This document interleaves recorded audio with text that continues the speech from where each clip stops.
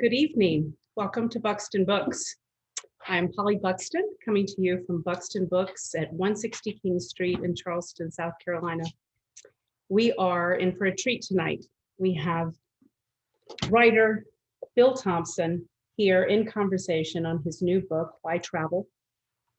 A Way of Being, a Way of Seeing. And to introduce Bill tonight is poet, author, playwright, and friend of Buxton Books, Eugene Platt.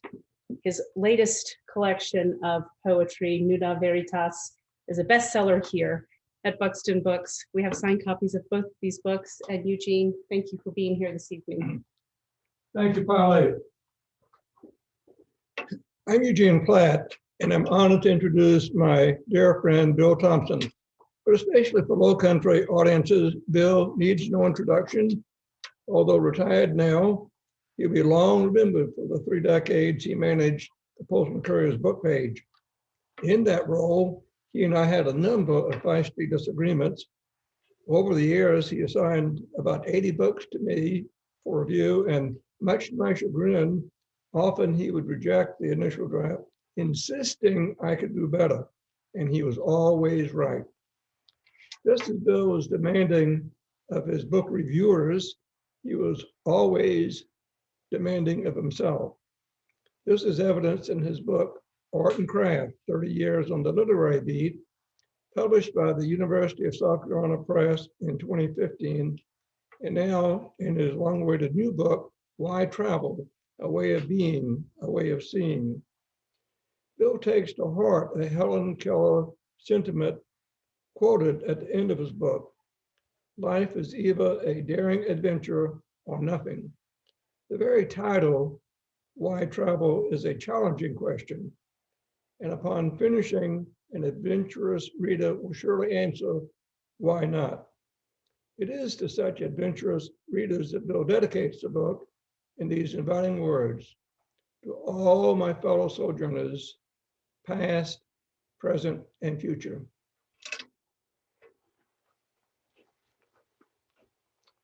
Good evening, everyone. I first want to take an opportunity to thank Polly Buxton and the staff of Buxton Books for kindly putting together this event and organizing it.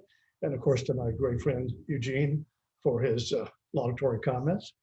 I'm going to read to you from the introduction to the book, chiefly because I think while there are other sections that perhaps are more colorful and more fun to read, this one more exemplifies what I was trying to achieve and do in the book.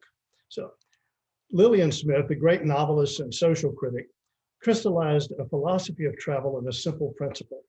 She understood that as we venture out into the world, no journey transports us very far that does not also explore the world within. The why of travel is at least as important as the what or the where. To that end, this is as much of a why-to book as a how-to. Why do we travel? Why should we? How can we make a journey more rewarding and meaningful? Let's begin with what traits constitute a born traveler, those that come closest to assuring that one's time and money are well spent and the most memorable experience obtained. Flexibility and resilience are indispensable, as are curiosity, intelligence, an open mind, a hunger for new vistas, and in some cases, a certain toughness. We must also have or make the time. The sad fact is that with much travel, by the time one is getting a feel for the rhythm of a place, it's time to leave. This is particularly true of the average 10-day to 2-week excursions cross-country or abroad. Is it better to focus your energies on one place, a great city, say, and explore it to the full, to choose one locale as the hub of a trip and venture out and back along its spokes, or to see as many towns and nations as one can cram into a short period, having a wider, if shallower, experience? That depends on the traveler, of course. At various times, you may utilize all 3 strategies for a fortnight trip or longer. It can be argued persuasively that slow is better than fast, but not always. You can make a good case for the reverse as well. Do I advocate travel for its own sake? By all means, but heed the words of the great travel writer Jan Morris, lest it feel like an obligation. Travel, she wrote, which was once either a necessity or adventure, has become very largely a commodity. And from all sides, we are persuaded into thinking that it is a social requirement too. Discard that state of mind whenever you sense it surfacing, for the vagaries of fashion and keeping up with the Joneses are not worthy reasons to travel. A traveler's destination is not so much a place, but a new way of seeing things. Travel is also not only about where you go, it's about what you bring back. Human nature being what it is, what a traveler carries back is profoundly influenced by those beliefs and values he or she carries in. One mentality to cultivate is receptiveness. Leave preconceptions and cultural biases out of your suitcase.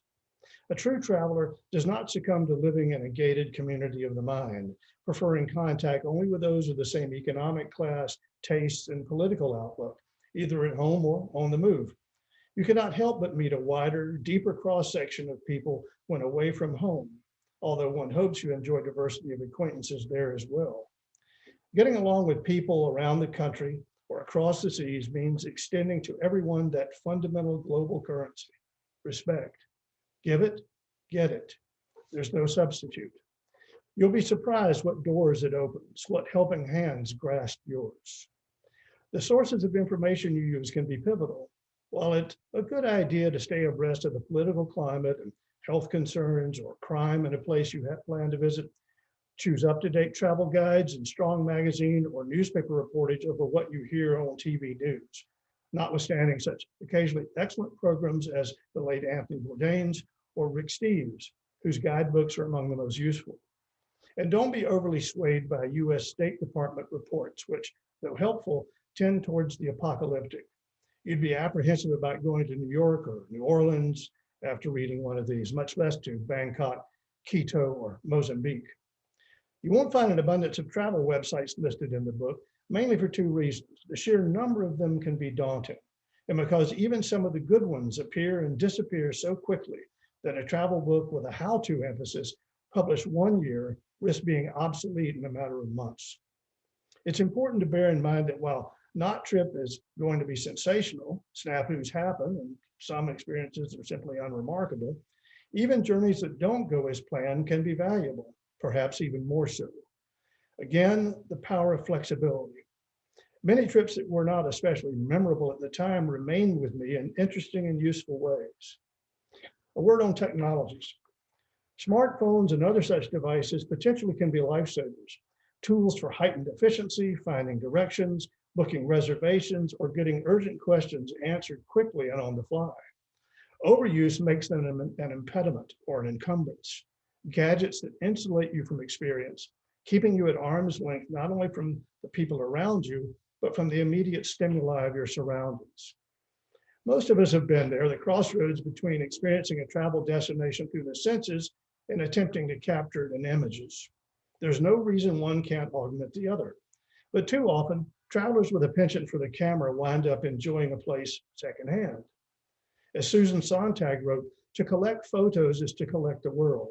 Yet she also cautioned that at its most shallow and uncomprehending, travel becomes merely a strategy for accumulating photographs. We all want more from our journeys than that. There's always a risk that our enthusiasm for photography can take over. When it does, we can become spectators to our own experience. I plead guilty to just such a temptation. With my love of landscape and architectural photography, both wilderness and urban streets find me whipping out my trusty Canon at every new vista, adding a photographic notch to my belt. It's a challenge to rein myself in, absorb what I'm seeing with my own eyes, and truly inhabit the moment. But it's not so simple a matter as resisting the urge. Rather, it's a balancing act or tug of war between two impulses. On the one hand, as celebrated photographer Annie Leibovitz has said, there's no off switch for having and processing perceptions. She wrote, one doesn't stop seeing, one doesn't stop framing. It doesn't turn off and turn on. It's on all the time. True, though the traveler would do well to heed the advice of portrait photographer Yusef Karsh. Look and think before opening the shutter, he said. The heart and mind are the true lens of the camera. By all means, learn your camera's features and savor what it offers to the traveler, not least the power to arrest a fleeting moment in time and give memory the added indelible dimension of a visual record. Months or years removed from a trip, these images can be vivid reminders of the small details. If photography can be obsessive, the smartphone has an even greater capacity to divert. Too often I see travelers lost in their view screens, oblivious to the world around them. I recall a young woman at a cafe on Santorini, the Greek island blessed with some of the most glorious views in the world. As I sat there for more than an hour enjoying a carafe of wine, occasionally I'd glance her way. Her gaze never seemed to leave her smartphone. Why would someone devote considerable time and expense to coming to this oasis of beauty, only to ignore the surround they were privileged to be in? To keep up with their email? Please. So my advice is simple. Employ all these modern technological marvels judiciously, not obsessively, or leave them at home if you can. After all, travelers got along just fine without them for thousands of years. With a bit of planning and foresight, you still can. Seasoned travelers always will benefit from advanced study, networking, and planning. And those preparing to set foot on the path for the first time should embrace the excitement of the new. Recall the old adage, trite but true. A journey begins with a single step. Take it. Thanks. Thank you, Bill. That was absolutely gorgeous and just gorgeous to listen to. And your photographs are amazing. There's some in this book, but those were just, they were magical. They do transport, but your words really help transport. And you and I discussed, Bill and I discussed prior to going live tonight that that there are more, his essays that are in the book are absolutely far more engaging. They're entertaining, they're funny, they're beautiful.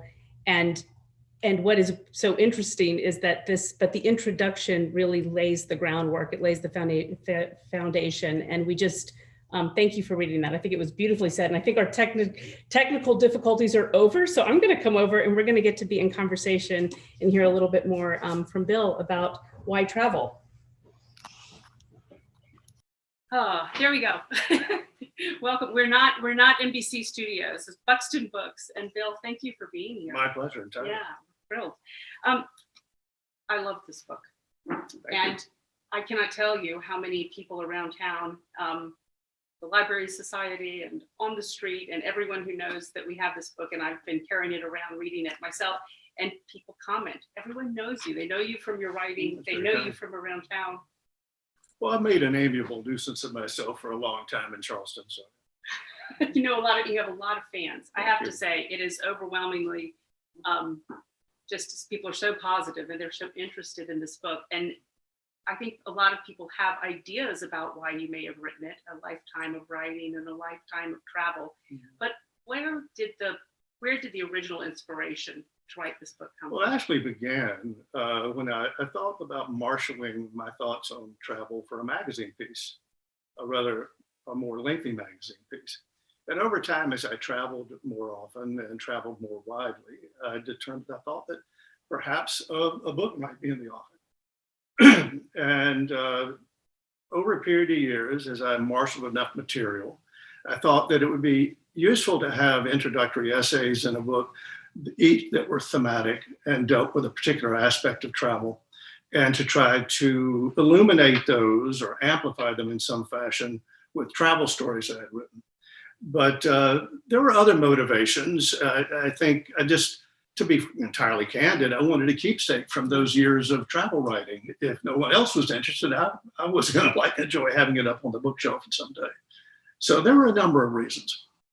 Well, so to go a little bit deeper with that, you touched on it in the introduction, but circle back just a little bit about how you decided that it would be a why travel as opposed to a how-to. Well, yeah, you're saying I alluded to it in the introduction because there's no shortage of how-to books of all kinds, not just travel books. But I thought that I wanted to write something that would be useful to people, whether they were beginning travelers or whether they were experienced travelers, that would try to frame the very concept of travel in terms of why we do it and what we gain from it. And that was the principal idea behind it. That you didn't want it to become obsolete in a short period of time. Because when you focus just on what are the fashionable places to go, what are the hot and cool places to go, it's a kind of an incomplete, way of going about it. So I just wanted to, I actually was trying to write the book I couldn't find. Well, I think you did it. Did you have a particular audience in mind when you wrote it? Yes and no. I think principally it was a general readership, hopefully across age ranges. And as I said a moment ago, also about hopefully make it engaging for people who already had been traveling for quite some time, but also maybe as an encouragement for those who hadn't traveled and were a little uncomfortable with the idea, particularly traveling alone, to undertake it, and to maybe give them a little bit of impetus. Oh, I love that. And so I think we all right now, again, if you're watching this in real time, we are after about a year of shutdown, of no travel. It's been a little over a year that travel has been completely impossible. For some people, they haven't left their Sadly. Neighborhood, right? So True. it's so there's been, during that time, there has been, I've heard it criticized that there's been this commoditization of mindfulness. And I had to say that I felt, as I read the article, I understood her point. But I also am so, I personally have really enjoyed that journey of moving towards more mindfulness. That forced sitting still, forced us all to be more mindful and to appreciate our own neighborhood when we're walking, to appreciate the, just the trees in your backyard. But you talk a lot about mindfulness in here. Without actually using the word. Yeah, without using the word. Yes, but it is, but I'm going to use the word because I feel that it applies. And so tell me though, do you think that anyone can become a mindful traveler? Absolutely, I do. It takes preparation. It takes thought. It takes reading in the first place, hopefully from many different sources, where someone can, kind of lay the groundwork, particularly if they're just contemplating doing it at whatever age. But yes, I think you can be a mindful traveler. But you have to consciously seek those experiences that dovetail with that impulse. And that is sometimes the challenge. And also, people are limited by time, money at their disposal, but you can start small. And that's why one of the chapters is on seeing North America first. Not necessarily America first, but all of North America, which includes Mexico. So fundamentally, that was the idea behind it being mindful. But as you suggest, I think one of the problems with a wonderful phrase or buzzword like that, it becomes a cliche in some people's minds, and they tune out when they hear it. I was not consciously avoiding the word because of that, but sometimes that's a risk. Well, as a writer, I hope that answered your question. No, it does. And I think as a writer, I appreciate that you were able to present that without using that word and then everything that comes to mind. It reminds me, I felt like I was very blessed to have had a sister who, again, she didn't use this word, but before we traveled, I had the opportunity to travel quite a lot in my young adulthood. And when I traveled with her, she planned, she's a planner. But also she planned very much the way that you talk, reading novels, reading, learning. I mean, the preparation to go there, and there was such a greater appreciation when you had read a novel that had been set in the city or had been written by a local voice. And I mean, it was pretty powerful. It's really amazing the difference between, again, you can just hop on a plane, as you said, and make it a quick trip. But well, that's true. But books of all kinds can be great traveling companions, whether they're fiction or nonfiction. I remember taking a train trip to Florence, Italy, and reading A Room with a View, Forster's great novel. And it just gave it such resonance, the trip going there, pausing, looking out the window, watching that beautiful landscape go by. And that's a fun thing to do. You're doing your planning can be fun too. It doesn't have to be onerous. It can be a lot of fun. You're inspiring me, and I'm having an on-air moment here that we need to have a travel section that actually highlights places and it talks about the novels that you could read, so that wouldn't that be an interesting travel section to have? Not guidebooks necessarily, even though those are They helpful serve their too. purpose. Right. But anyway, I would love to have the novels that you could read, so you don't actually have to go to, No. well, if you, I mean, we can still dream. Well, just but- like, books are the one true time machine, you can also travel without traveling, by not only by reading. I mean, was it Thoreau? Eugene would know better than I, that he claimed he did not care to travel. And other great, writers, great thinkers have cared not to travel. In fact, they've been dismissive about it sometimes. But, well, as one of them said, a mountain is a mountain, a river is a river. I don't subscribe to that idea necessarily, but you can observe an entire universe in your own backyard. You can botanically, in terms of species. Yeah, you don't necessarily have to travel, but it's just one great aspect of living. And I would encourage it for everybody. I had I think it was called South Carolina Wildlife Watcher. It was Rob Simbeck, and I had him, and he and Margaret Wrinkle were here for a conversation, and it was just smack dab in the middle of quarantining, of the collective lockdown. And we were talking about the wildlife that was happening in everyone's backyard.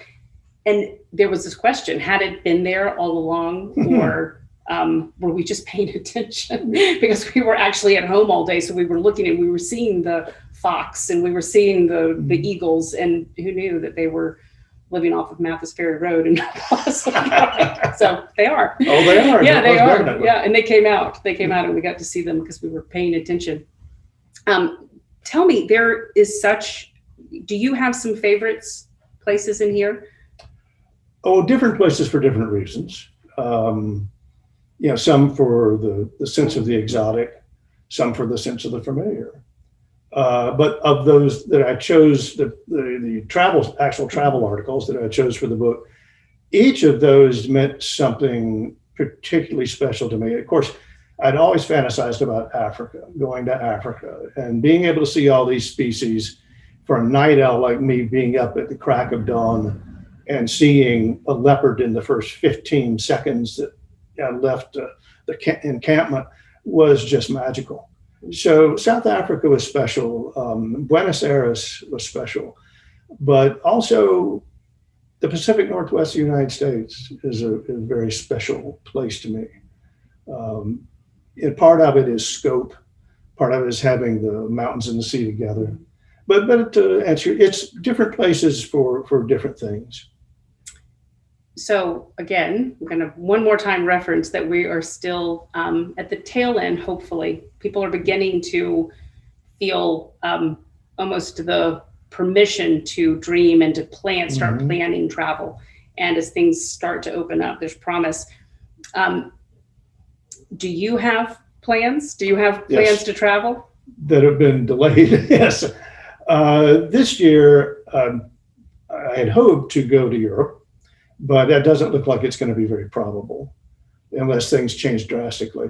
So I'm punting, and I'm going to probably do a lot of little short trips, and then maybe go out and see friends in Northern California and do, of all the great drives I've done through all, of the 48 to the 50 states I've been to, the one I still have not done is US 1 from Point Reyes to Big Sur in California.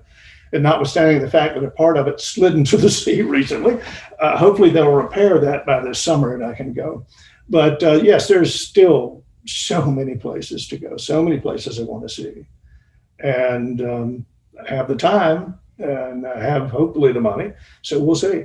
But to your point about we're coming out of gradually, painstakingly out of this pandemic, it's going to be a while. And it's going to be a while before we turn the corner.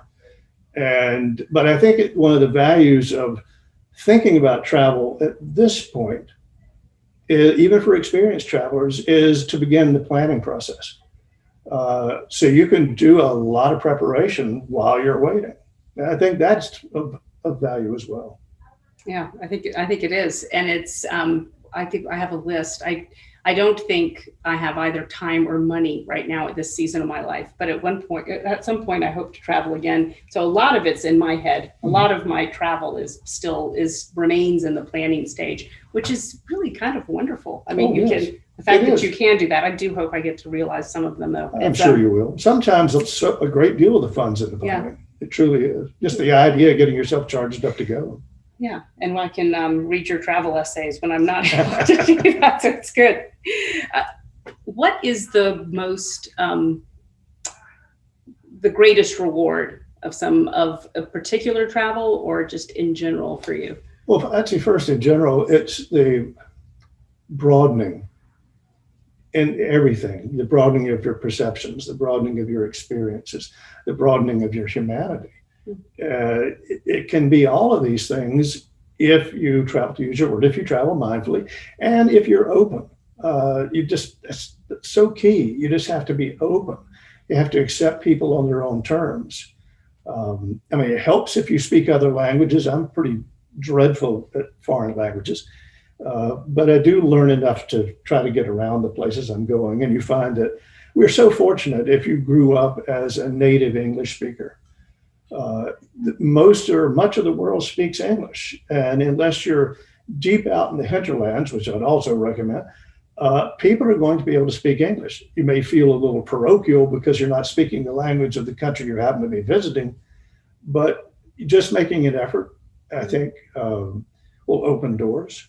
And I think I'm rattling on here. So. No, I think it's perfect. But that is, I actually lived in France for a while and went over with some very good, I had studied French quite thoroughly, but as far as speaking, I was horrified at the idea of embarrassing myself. No. And I think as Americans in general, as we tend to overthink what our accent is and what it, in all of this, at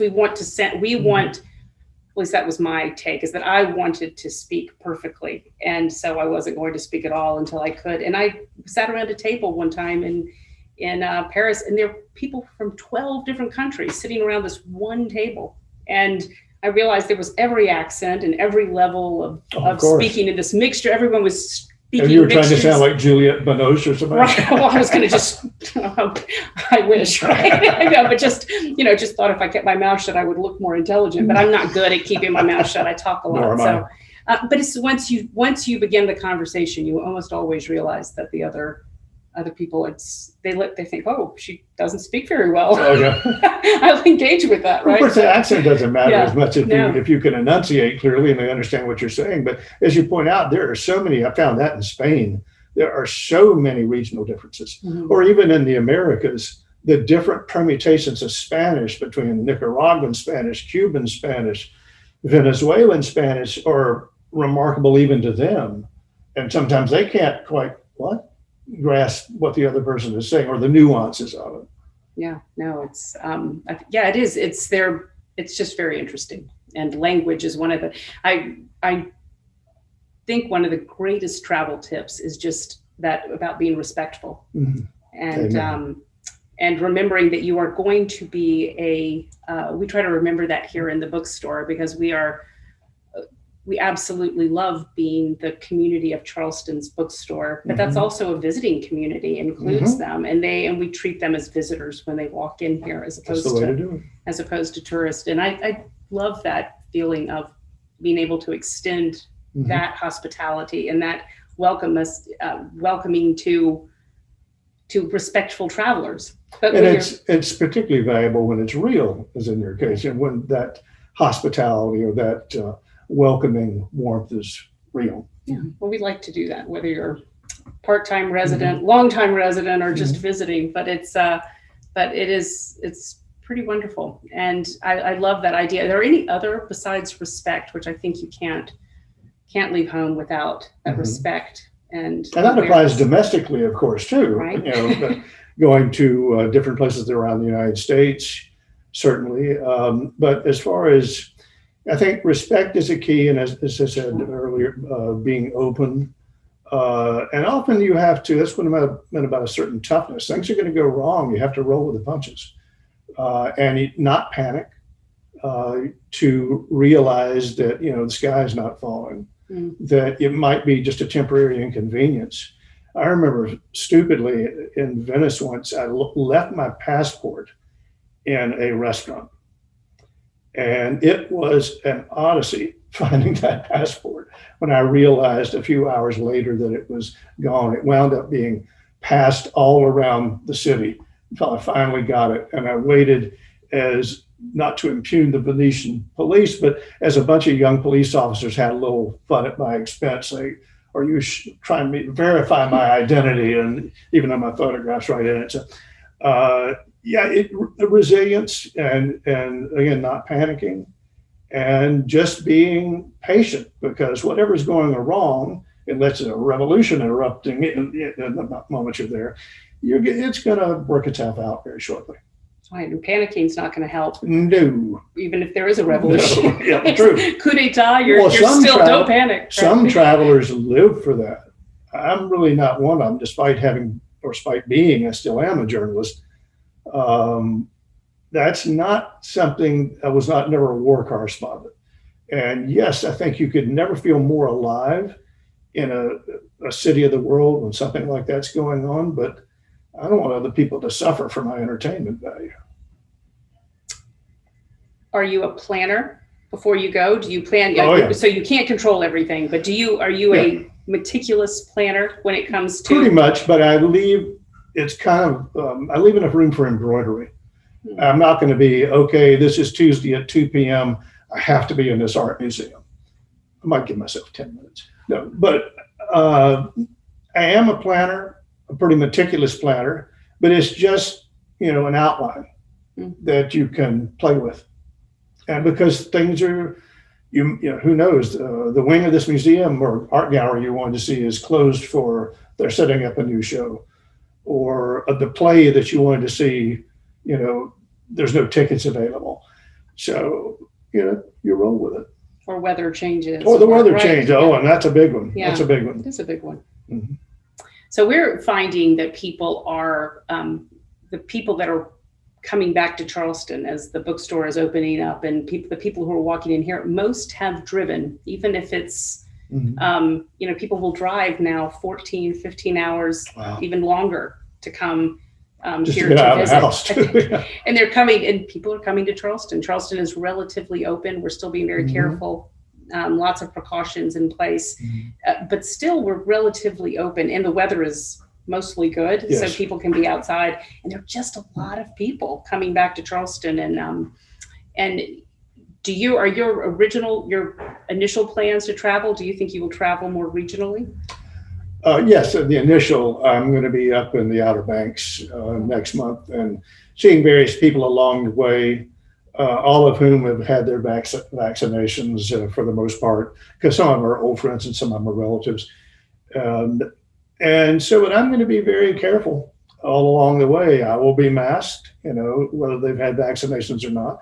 I will go into every motel or B&B I stay in, and I will slather everything with, disinfectant just to be on the safe side. Because I may not suffer from the disease at this point, doesn't mean I can't contract it and spread it. So we're all going to have to be careful for some time. And there's a whole nother way to be mindful, is to be right. And I think just being careful, and it's something that I don't believe that we'll ever go back to probably not our pre-COVID mindset of not being really aware of germs and illness and contagion. And so being more aware of that and being able to do that without letting fear direct you too much, right? So just being aware and conscious and mindful. And I think we also learned a lesson from other cultures. I haven't traveled widely in Asia. I've been to a few places, but in Japan, I was struck how 90% of the people I saw on the street were wearing masks. And this was in 2008. It was all about preventing spread of colds and the flu, because obviously the populations are so enormous and people are, I'll say, they're on top of each other. Where I was, it wasn't Tokyo, But they're careful all the time, and they don't seem to complain about it too much. I don't think it's that much of an onus on people to wear a mask. I've certainly gotten accustomed to it. Yeah, we have quite a collection too. If you're like me and you're using the reusable ones, it's really I have them to go with every outfit or not go with every outfit. Who knows? But anyway, the new travel accessory. Any other travel tip? Any other? Oh, let's see. Well, just essentially reiterating, read widely, view widely. I think we're in a new golden age of travel documentaries right now. If you're on Netflix, you have a wealth of travel and food, cuisine related documentary films, some of which are just brilliantly done. They have all the production values of a great feature film, and they're so informative and inspiring. And I would encourage people to absorb as much information as you can, and then you be guided by your own tastes and desires and hopes for experience. Yeah, it's great. I wish I could go even more. I was going to suggest that you buy the book and read these essays because they're really wonderful. And I particularly love the Mirage and Reality Travel Wisdom in the back. And I don't know if you want to add anything from that, but I feel like that's basically it's woven throughout. And this is a little bit your final.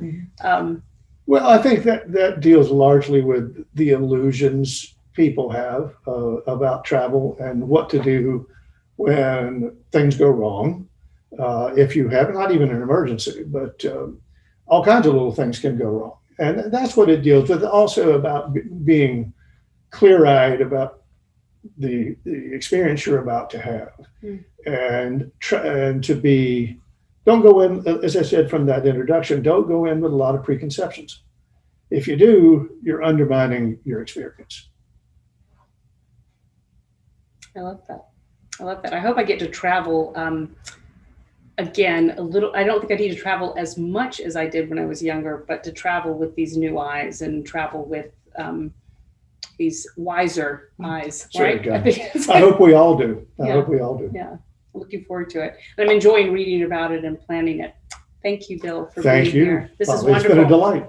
I am going to ask you all to buy the book, Why Travel by Bill Thompson. We have signed copies here at Buxton Books. You can call us. You can purchase them online. Please come see us. You can come in to the store at 160 King Street. We ship everywhere, and you won't be sorry. Why Travel? A Way of Being, A Way of Seeing by Bill Thompson. It's absolutely wonderful. And thank you again to our friend Eugene, who was here earlier. Eugene has brought us a bottle of Writer's Tears, and we're going to have a glass of Writer's Tears when the camera stops rolling, and drink to Why Travel and future travel. Thank you so much for being here tonight. Good night. Thank you.